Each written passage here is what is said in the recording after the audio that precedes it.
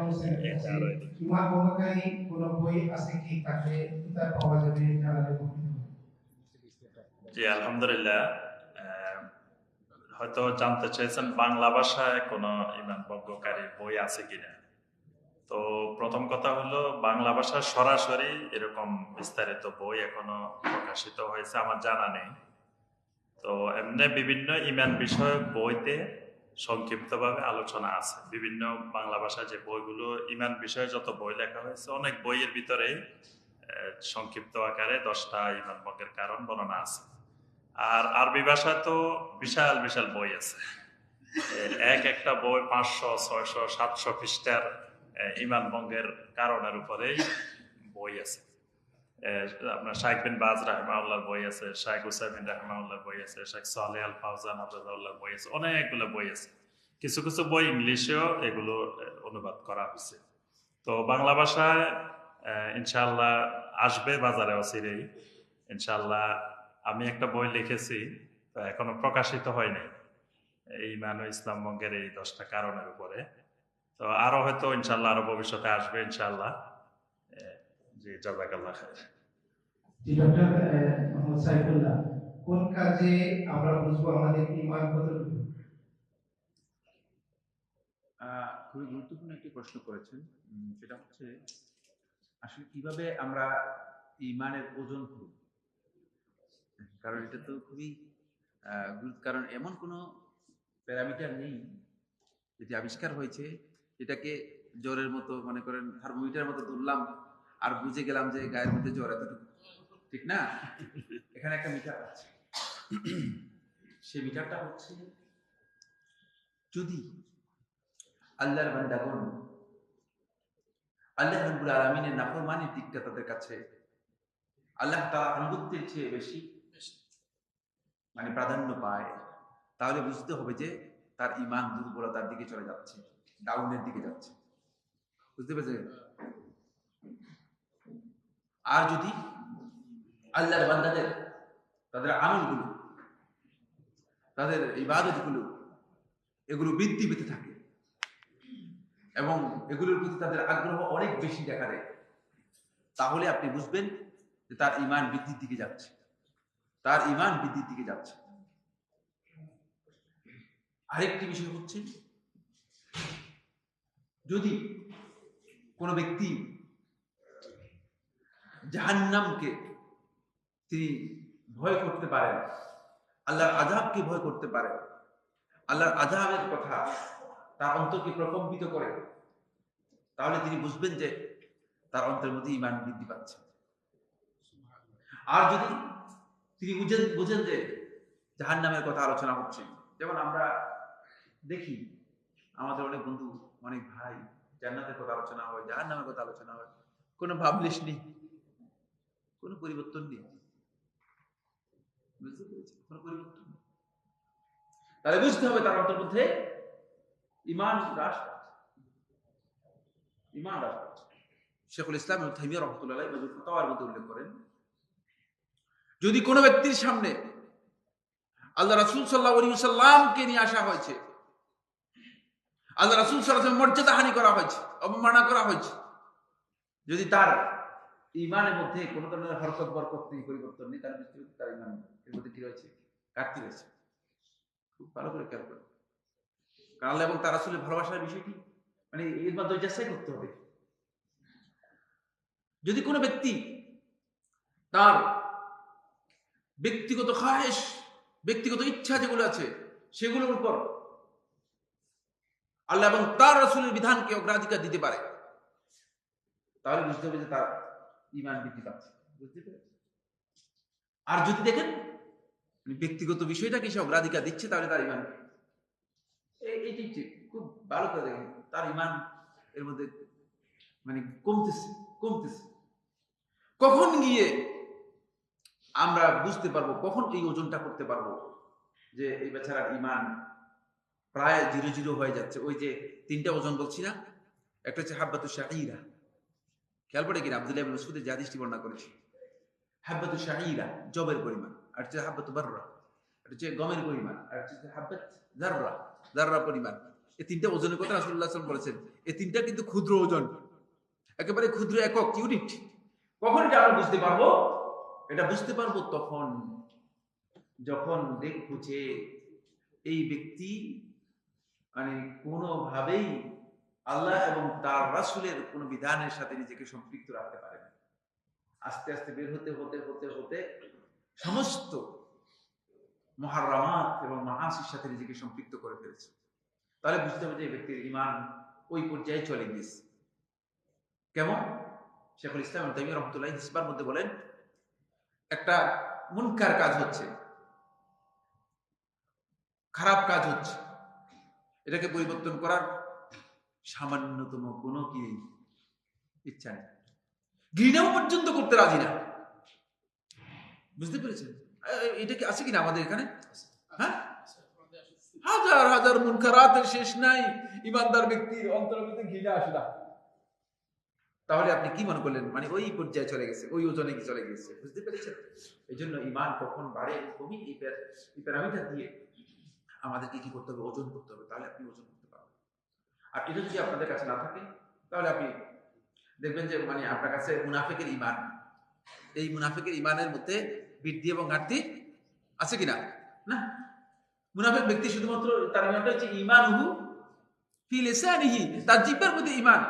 ইয়া মান, রাসূলুল্লাহ সাল্লাল্লাহু আলাইহি ওয়াসাল্লাম বলেছেন, ইয়া মান আমানা বিলিসানিহি, যে তার মুখের মাধ্যমে ঈমান এনেছে, ওয়ালাম্মা ইয়াদখুল ঈমানু ফি কলবিহি, এখনো তার অন্তরের মধ্যে ঈমান ঢুকে নাই। বুঝতে পেরেছেন? ঈমান অন্তরের মধ্যে ঢুকে নাই। মুনাফিকের ঈমান হচ্ছে শুধুমাত্র মুখের ঈমান। এই মৌখিক এবং লৌকিক ঈমান এর মাধ্যমে মূলত মানে এই সব কিছু সমান। এদের কাছে এগুলো কিছুই পাবেন না, এদের কাছে এই ধরনের ওজনের করার সুযোগ নেই। জি, শাহ শহীদুল্লাহ, ইমান চলে গেলে ইমান আনয়ন করার উপায়, ইমান চলে গেলে ওইটা আছে, মাইক্রোফোন আছে ওইটা। বিসমিল্লাহ ওয়াসসালাতু ওয়াসসালামু আলা রাসূলিল্লাহ আম্মা বা'দ। অত্যন্ত গুরুত্বপূর্ণ একটি প্রশ্ন, ইমান চলে গেলে ইমান কিভাবে ফিরিয়ে নিয়ে আসা যাবে। ভাইয়ের প্রশ্ন মানে কি, এটি আমি ক্লিয়ার বুঝি নাই। তিনি যদি এটি নিয়ে প্রশ্ন করে থাকেন যে একেবারে মুরতাদ যদি হয়ে যায় তাহলে কিভাবে আবার ইসলামের পথে ফেরত আসবে, এটি যদি তার উদ্দেশ্য হয়ে থাকে তাহলে আমি বলবো যে এক্ষেত্রে যে ইসলামের যে বিধান রয়েছে কালেমা পাঠ করে তাকে আবার ইসলামের পথে আসতে হবে। আর যদি তার উদ্দেশ্য হয়ে থাকে যে কখনো ইমান কমে, কখনো বেশি হয়, কখনো চলে যায় আবার ফেরত আসে, এটি যদি উদ্দেশ্য হয়ে থাকে তো এটি স্বাভাবিক। এটি সৎ কাজের মাধ্যমে, সৎ আমলের মাধ্যমে কখনো ইমান বেশি হয় এবং শয়তানের অসহায় বা শয়তানের কুমন্ত্রণে কখনো ইমান আবার কমে যাবে, চলে যায়। এই জন্য আল্লাহ সাল্লাল্লাহু আলাইহি ওয়াসাল্লাম বলেছেন, যখন মুমিন ব্যক্তি চুরি করে তখন তার ইমান থাকে না। লা ইয়াসরিকু সারিক ওয়া হুয়া মুমিন, যে চুরি করার অবস্থা তার ইমান থাকে না। যদি এমন অবস্থায় ইমান থাকতো তাহলে তো সে আর চুরি করতো না। এই জন্য ইমানটা চলে যাওয়া তাৎক্ষণিক স্বাভাবিক। চুরি করা, জিনা করা, এসব খারাপ কাজের সময় ইমান আর থাকে না। ইমান যদি থাকতো তাহলে সে চুরি আর করতে পারতো না। তবে মুরতাদ হয়ে যায়নি সে, তাৎক্ষণিক তার থেকে ইমানটা একটু সরে বা দূরে চলে গিয়েছে। তো এক্ষেত্রে আল্লাহ সুবহানাহু ওয়া তাআলা তার তাওবার মাধ্যমে ইমানকে আবার বেশি করে দেন। তার উচিত হবে যার কাছ থেকে ইমান চলে যাচ্ছে বা কমে যাচ্ছে, তার উচিত হবে বেশি বেশি ভালো কাজ করা, তাহাজ্জুদ সালাত আদায় করা, ৫ ওয়াক্ত সালাত আদায় এটি ফরজ করতেই হবে। কিন্তু ইমানকে বৃদ্ধি করার জন্য তাকে অন্যান্য যে আমালুল হাসানা আছে, ভালো কাজ, সেগুলো করতে হবে। তো আশা করি ভাইয়ের প্রশ্ন হয়তো বা এমন হতে পারে যে ইমান তাৎক্ষণিক চলে যায় আবার কিছুক্ষণ ফেরত আসে। এটি হলে এটি করুন, তার জন্য মানে উচিত হবে ভালো আমল করা। আর কোনো ব্যক্তি যদি নাউযুবিল্লাহি মিন যালিক মুরতাদ হয়ে যায়, তার থেকে যদি ইমান একেবারে চলে যায়, শিয়া বা মানে কাদিয়ানি এই ধরনের যদি হয়ে যায়, আবার যদি ফেরত আসতে চায়, আল্লাহর কাছে তাওবা ইস্তিগফার করতে হবে, আবার কালেমা পড়ে তাকে ইমানের আওতায় আসতে হবে। আল্লাহ সুবহানাহু ওয়া তাআলা আমাদেরকে ঈমানের কর্মকাণ্ড করার তৌফিক দান করুন। সর্বদাই যেন আমাদের ঈমান থাকে, এই ধরনের আমাদের আমল আমাদের করতে হবে। সাল্লাল্লাহু আলা সাইয়্যিদিনা মুহাম্মদ ওয়াল্লাহু আ'লাম। ডক্টর ইমাম হোসেন, রাষ্ট্রীয়ভাবে ভাস্কর্যের নামে বিভিন্ন স্থানে মূর্তি ও বিভিন্ন নেতার এবং ছবি স্থাপন করা হয়, এটা কি শিল্প পর্যায়ে পড়ে? কিভাবে প্রতিবাদ এক্ষেত্রে কিভাবে প্রতিবাদ করতে পারবো জানাবেন। জি আলহামদুলিল্লাহ, খুবই কঠিন একটি প্রশ্ন। তো মূল কথা হলো ভাস্কর্য যেটা, এই ভাস্কর্য যদি কোনো মানুষের বা কোনো প্রাণীর এই জাতীয় কোনো ভাস্কর্য যেটা বানানো হয়, এটা আসলে সম্মান জানানোর অথবা স্মৃতি রক্ষার একটা বড় মাধ্যম না। ইসলামে এটাকে স্মৃতি রক্ষার অথবা এটাকে আপনার সম্মান জানানোর একটা মাধ্যম হিসাবে নির্ধারণ করে নাই। তো এজন্য এটা যদি স্মৃতি রক্ষা করা অথবা তার প্রতি সম্মান দেখিয়ে এই জাতীয় ভাস্কর্য নির্মাণ করা হয়, এটা অবশ্যই শিরকের আওতায় পড়বে। এটাও এই প্রতিকৃতিগুলো মূর্তির মতোই, মূর্তি যেরকম বানানো, মূর্তি প্রদর্শন করা, এগুলো যেমন শিরক, তো এটাও শিরক। তো এটা যদি করা হয়, এটা প্রতিবাদের মাধ্যম কি? প্রতিবাদটা হতে হবে শরিয়া সম্মত পদ্ধতি, অর্থাৎ যিনি বা যারা করতেছেন তারাও মুসলিম, হয়তো তারা বিষয়টা সঠিকভাবে ওইভাবে বুঝতে পারে না, অথবা তাদেরকে যারা বুঝাচ্ছেন, যারা পরামর্শ দিচ্ছেন, তারা হয়তো বুঝাচ্ছেন যে এটা কোনো অসুবিধা নাই, এটাতে শরীরে কোনো অসুবিধা হয় না, এটা শুধু স্মৃতি রক্ষা বা এটা ভাস্কর্য আলাদা জিনিস, এটা মানুষের ইবাদত করে না, এটা কি কিছু করে না, এটাতে কোনো অসুবিধা নেই, এই ধরনের ধারণা দিয়ে হয়তো বুঝাচ্ছে। তো এই সঠিকভাবে এটার সাথে ধর্মীয় কোরআন সুন্নাহর সম্পর্কটা না বোঝার কারণে হয়তো তারা করতে চাচ্ছেন। তো এই ক্ষেত্রে শরিয়া সম্মত উপায় হলো যে তাদেরকে বোঝানো, তাদের কাছে এই তথ্যটা দেওয়া যে আসলে ভাস্কর্যর বিরোধিতা করা মানে কোনো ব্যক্তির বিরোধিতা করা না। ভাস্কর্যের ব্যাপারে কথা বলা মানে স্বাধীনতা সার্বভৌমত্বের বিরুদ্ধে কথা বলা না, যে এটা আসলে ধর্মীয় ইসলামের দৃষ্টিতে, কোরআন সুন্নাহর দৃষ্টিতে বিষয়টা এটা এভাবে করা যায় না। বরং ওই ব্যক্তির প্রতি, রাষ্ট্রের প্রতি, সবকিছুর প্রতি সম্মান, আমাদের প্রেম, ভালোবাসা সব ঠিক আছে, কিন্তু এটার বিরোধিতা করা বা এটার ব্যাপারে বলা, এটা ধর্মীয় কারণে, কোরআন সুন্নাহর কারণে, ঈমানের কারণে। তো তাকে যদি বা তাদেরকে, সরকারকে বোঝানো যায় যে এটা আসলে সম্মান জানানো বা স্মৃতি রক্ষার এটা মাধ্যম না ইসলামের দৃষ্টিতে, ইসলামের সম্মান জানানোর, স্মৃতি রক্ষার, তারপরে সওয়াব পৌঁছানোর অনেকগুলো মাধ্যম আছে, সেই মাধ্যমগুলোর দাওয়াত তাদের কাছে যথাযথভাবে পৌঁছাইতে হবে। এটার মাধ্যমে আবার একটা মানে ইসলাম বিরোধী কার্যক্রমকে তুলে ধরার জন্য আরো অনেকগুলো ইসলাম বিরোধী কার্যক্রমের মাধ্যমে করা, এটা ইসলামে সমর্থন করে না। এজন্য একটা ইসলাম বিরোধী কাজ, সেটা হয়তো মানে তাদের যথাযথ এলমের কারণে, জ্ঞানের কারণে নাও হতে পারে, এজন্য তাদেরকে যথাযথ জানানো, দাওয়াত দেওয়া, বোঝানো, এবং সে বোঝানোর মাধ্যমগুলো শরিয়া সম্মত মাধ্যমে বোঝানোটাই আমাদের করণীয়। এটাই আমাদের এই মানে একটা খারাপ কাজ, মুনকার কাজ যখন আমরা দেখব, এটাকে বন্ধ করার শ্রেষ্ঠতম উপায়। আল্লাহু আ'লাম বিস-সাওয়াব। আর আছে প্রশ্ন? আচ্ছা,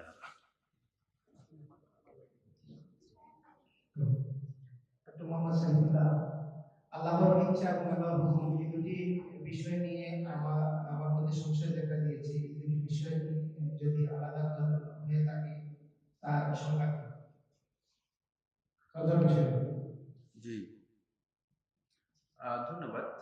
আল্লাহ রাব্বুল আলামিনের ইচ্ছা বলতে এটি হচ্ছে আল্লাহ সুবহানাহু ওয়া তাআলা কোন একটি কাজ, কোন একটি আমল, এর প্রতি আল্লাহ রাব্বুল আলামিনের সম্পন্ন হওয়ার জন্য আল্লাহ রাব্বুল আলামিনের যেই মানে মানে মনগত দিক থেকে যে অনুমোদন, সাপোর্ট, এটাকে বলা হচ্ছে ইচ্ছা। ইচ্ছা শব্দটি আল্লাহ তাআলার জন্য ব্যবহার করা হয়েছে আল ইরাদা। এই ইচ্ছাটা আল্লাহ রাব্বুল আলামিনের অন্যতম একটি সিফাত, বৈশিষ্ট্য।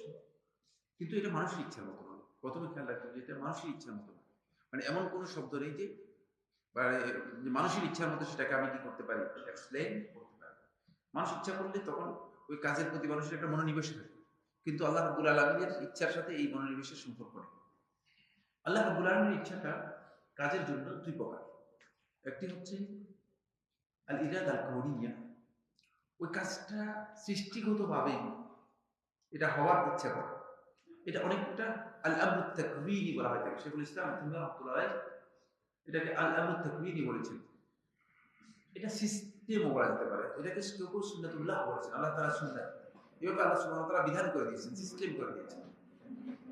আরেকটা হচ্ছে আল ইরাদা আশ-শারঈয়্যা, আল্লাহ তাআলার শারঈ ইচ্ছা। এটা হচ্ছে কোন একটা কাজ সম্পন্ন হওয়ার জন্য আল্লাহ তাআলা চান, এটাকে বলা হয় থাকে ইরাদা শারঈয়্যা। এটা হলো ইচ্ছা, যে কাজের প্রতি ইচ্ছা প্রকাশ করা থাকে।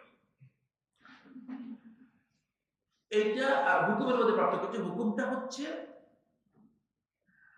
আল্লাহ রাব্বুল আলামিনের ইচ্ছা থেকে একটু আলাদা। হুকুমটা হচ্ছে কোন কাজের ব্যাপারে আল্লাহ রাব্বুল আলামিনের পক্ষ থেকে যে আমরটা আসে, নির্দেশটা আসে, সেটা মানে এই নির্দেশটা কাউনিও হতে পারে, এটাও শরঈও হতে পারে। কাউনি হচ্ছে বললাম যেটা সিস্টেম অথবা সৃষ্টিগত যে বিধান, সেটা কাউনি বলা হয় থাকে। যেমন আল্লাহ রাব্বুল আলামিন সূর্যকে যে নির্দেশ দিয়ে দিয়েছেন সেই নির্দেশ অনুযায়ী চলছে, মানে চাঁদকে যে নির্দেশ দিয়েছে সেই নির্দেশ অনুযায়ী চলছে। এটা কিন্তু আল্লাহর হুকুম, আল্লাহ তাআলার ইচ্ছার সাথে জড়িত। সেই ইচ্ছাটা কৌমি। কিন্তু এই আজকের এই কনফারেন্সে আপনারা যারা উপস্থিত হয়েছেন, এটা আল্লাহ তাআলার ইচ্ছা, কিন্তু এটা হচ্ছে শরঈ। মানে আল্লাহ তাআলা চেয়েছেন বলে আসতে পেরেছেন, নাহলে আসতে পারতেন না। নাহলে আপনি ইচ্ছা করলেও আসতে পারতেন না। এটা আল্লাহ তাআলা চেয়েছেন বলে আসতে পেরেছেন, বুঝতে পেরেছেন? এটা হচ্ছে শরঈ। হুকুমের এই আমরটা বেশিরভাগ ইতলাক হয়ে থাকে, প্রয়োগ করা হয়ে থাকে, যেটা সেটা হচ্ছে আল্লাহ রাব্বুল আলামিনের যে সমস্ত হুকুম নির্দেশ আল্লাহ তাআলা বান্দার কাছ থেকে তলব করেন, বান্দার কাছ থেকে যেগুলো তলব করেন, চান, বান্দাকে করতে চান, এগুলোকে তার বলা হয় থাকে হুকুম। মানে এই হুকুমটা অনেকটা কমন। এই মাসআলাগুলো একাডেমিক মাসআলা, খুবই সূক্ষ্ম বিষয়, আকীদার মৌলিক সূক্ষ্ম বিষয়গুলোর মধ্যে অন্তর্ভুক্ত। এখানে একটা বিষয় আমাদেরকে জানতে হবে, সেটা হচ্ছে এগুলোকে আপনি মানে শুধুমাত্র আপনার যে বুঝ আছে সেই বুঝ দিয়ে মানে এটাকে আপনি একটা মানে স্থূল বুদ্ধির মাধ্যমে বা স্থূল বিবেচনার মাধ্যমে একটা কনক্লুশনে চলে যাবেন, মানে একটা অর্থ এর বের করে ফেলবেন, ব্যাপারটা এমন নয়। কারণ আমি তো মানে আল্লাহ সুবহানাহু ওয়া তাআলার ইচ্ছার মূল হাকিকত যেটা, সেটা ইচ্ছা জানি, ইচ্ছা সত্য, কোনো সন্দেহ নেই, কিন্তু ইচ্ছাটা কোন ধরনের এর কাইফিয়ত সম্পর্কে আমরা জানি না, সিফাতের মধ্যে। বুঝতে পেরেছি কিনা? ফলে এই কাইফিয়তটা আপনাকে আমি এক্সপ্লেন করতে পারবো না। যদি কেউ এক্সপ্লেন করে তাহলে তিনি ভুল করবেন, তিনি নিজের পক্ষ থেকে এক্সপ্লেন করতে হবে, কারণ আল্লাহ তাআলা কোথাও এইভাবে এক্সপ্লেন করেননি। এই জন্য আল্লাহ সুবহানাহু ওয়া তাআলার ইরাদাগুলো, সেগুলো দুই ধরনের। হুকুম বলতে বান্দার কাছে আল্লাহ সুবহানাহু ওয়া তাআলা যেগুলো তলব করে থাকেন, সেগুলোকে বেশিরভাগ ক্ষেত্রে প্রয়োগ করা হয়ে থাকে, সেগুলোকে বেশিরভাগ ক্ষেত্রে প্রয়োগ করা হয়ে থাকে। এটা হচ্ছে মৌলিক যে পার্থক্যটুকু আমরা পেয়েছি বা জেনেছি, এটুকু। আল্লাহু আ'লাম। ডক্টর ইমাম হোসেন, এক ভাইয়ের মনে আল্লাহ রাসূল সম্পর্কে খারাপ কথা মনে আসে, অনিচ্ছাকৃত। ডাক্তার বলেছে এটি মানসিক রোগ হতে পারে। এক্ষেত্রে ওই ভাইয়ের ঈমান কি আছে? এ থেকে বাঁচার উপায় কি? জি, আলহামদুলিল্লাহ, এটি গুরুত্বপূর্ণ বিষয়। মানুষ যখন সহি আকীদার দিকে বা বিশুদ্ধ আকীদার দিকে আসে না, তখন তার অন্তরে এই জাতীয় রোগ তৈরি হয় না। কারণ আগে থেকেই তো শয়তান তার অন্তরে আছেই, আর এই জাতীয় রোগ তৈরি হবে কেন? কিন্তু যখন একজন মানুষ ভ্রান্ত আকীদা, বাতিল আকীদা পরিহার করে বিশুদ্ধ আকীদার দিকে আসে, তখন শয়তান তার অন্তরে এরকম বিভিন্ন ধরনের ওয়াসওয়াসা সৃষ্টি করে, এটা তার ইচ্ছার বাহিরেও অনিচ্ছাকৃত এসে যায়। এবং আপনার ফাতোয়া আরকানুল ইসলাম এই গ্রন্থের মধ্যে শেখ মোহাম্মদ বিন সালেহ আল উসাইমিন রাহিমাহুল্লাহ তিনি এটার উপরে একটা আলোচনা করেছেন এবং কোন সাহাবীর উল্লেখ করেছেন যে তাদের অন্তরেও এরকম অনিচ্ছা সত্ত্বে এরকম এসে যেত, আল্লাহ সম্পর্কে বা রাসূল সম্পর্কে, দ্বীন সম্পর্কে কিছু বিষয় অন্তরে আসতো। তো অনেক সাহাবী নবী সাল্লাল্লাহু আলাইহি ওয়াসাল্লামের কাছে এরকম প্রশ্ন করছেন, জানতেও চাইছেন যে আমার অন্তরে এরকম বিষয় আসে। তো এরকম বিষয় আসলে প্রথম কথা হলো আল্লাহর কাছে আশ্রয় চাইতে হবে, আল্লাহ সুবহানাহু ওয়া তাআলার কাছে আশ্রয় চাইতে হবে যে এই জাতীয় চিন্তা থেকে আল্লাহ যেন হেফাজত করে। বারবার আউযু বিল্লাহি মিনাশ শাইতানির রাজিম, শয়তান থেকে আল্লাহর কাছে আশ্রয় চাইতে হবে, চেষ্টা করতে হবে এটা অন্তর থেকে দূর করার জন্য যাতে এই জাতীয় চিন্তা না আসে। আবার কারো কারো মানসিক সমস্যার কারণেও হইতে পারে, এই জন্য মানসিক সমস্যা হইলে মানসিক ভালো ডাক্তারের চিকিৎসকের শরণাপন্ন হবেন।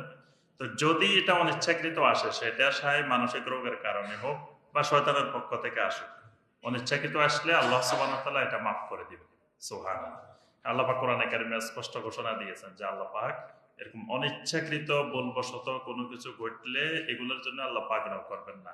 ওয়ালাকিন মা তাআম্মাদাত কুলুবুকুম, অন্তরের থেকে যদি ইচ্ছাকৃতভাবে কোনো কিছু আসে এটার জন্য আল্লাহ রাব্বুল আলামিন তাকে জবাবদিহি করবেন। ডক্টর সাইফুল্লাহ, এখানে একটা লিখিত প্রশ্ন এসেছে। তিনি বলেছেন যে শরীয়তের কোন কোন মৌলিক বিধান না মানায় শিয়াদের অমুসলিম বলা হয়।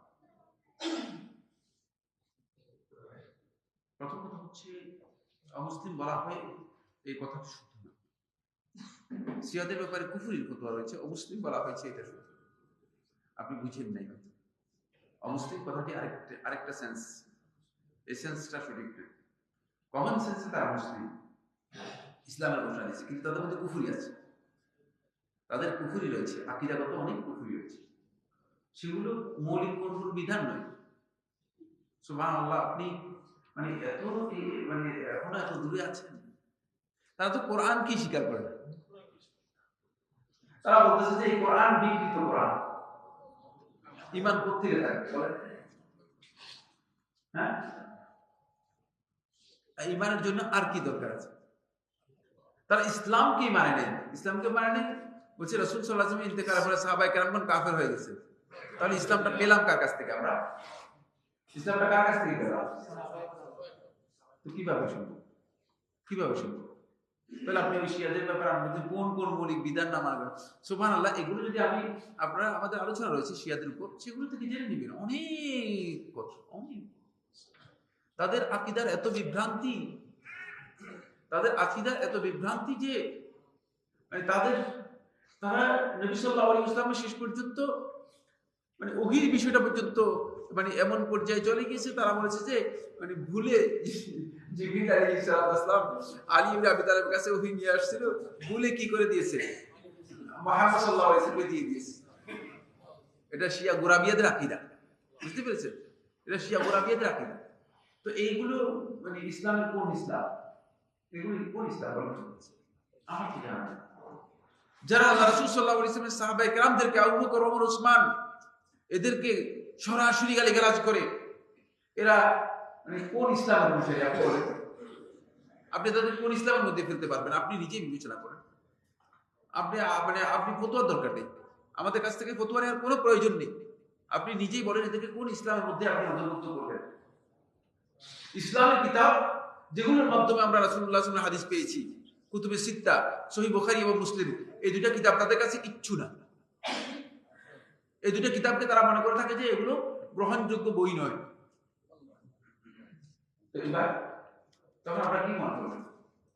তাহলে আপনি ইসলাম কোত্থেকে পাবেন? তাহলে আপনি তো কোনো দলিল দিতে পারবেন না।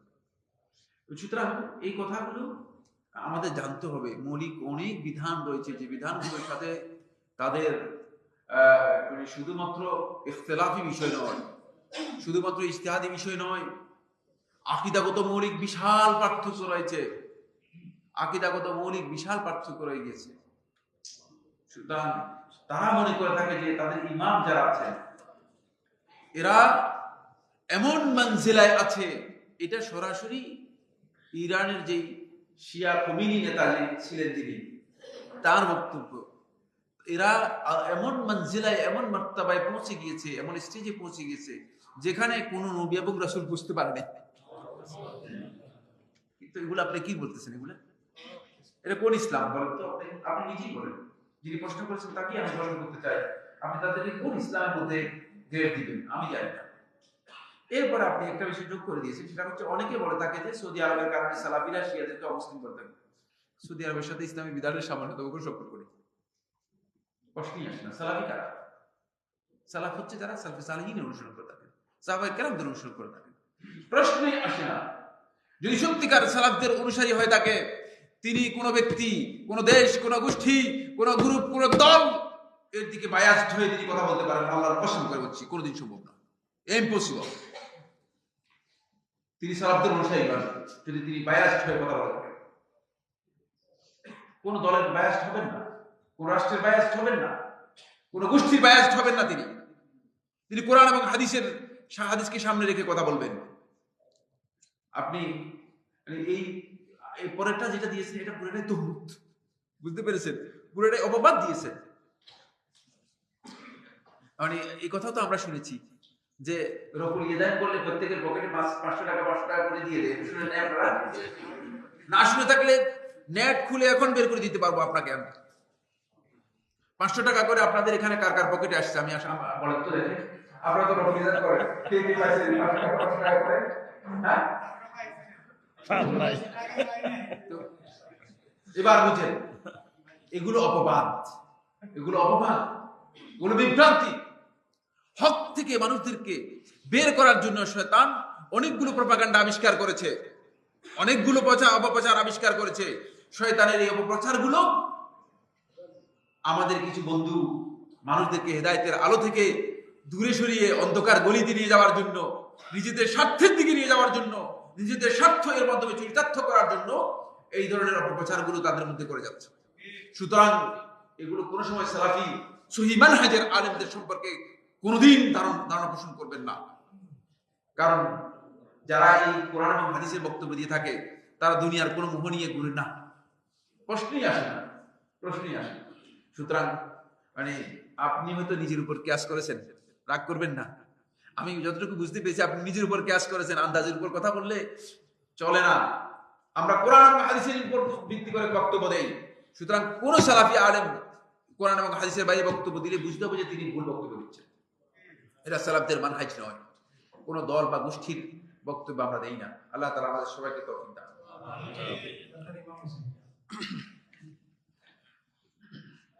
কেউ যদি অমুসলিম দেশে দুনিয়াবি উদ্দেশ্যে থাকে ও সেখানে মারা যায়, তাহলে সে কি ইসলাম থেকে বের হয়ে যাবে ও জাহান্নামে যাবে? প্রথম কথা হলো, অমুসলিম দেশে দুনিয়াবি উদ্দেশ্যে যাওয়া। অমুসলিম দেশে কয়েক ধরনের যাওয়া হতে পারে। এক ধরনের হইলো সফর করা, সফরের উদ্দেশ্যে, বেড়ানোর উদ্দেশ্যে বা দেখার উদ্দেশ্যে, কোনো একটা উদ্দেশ্যে এক ধরনের সফর।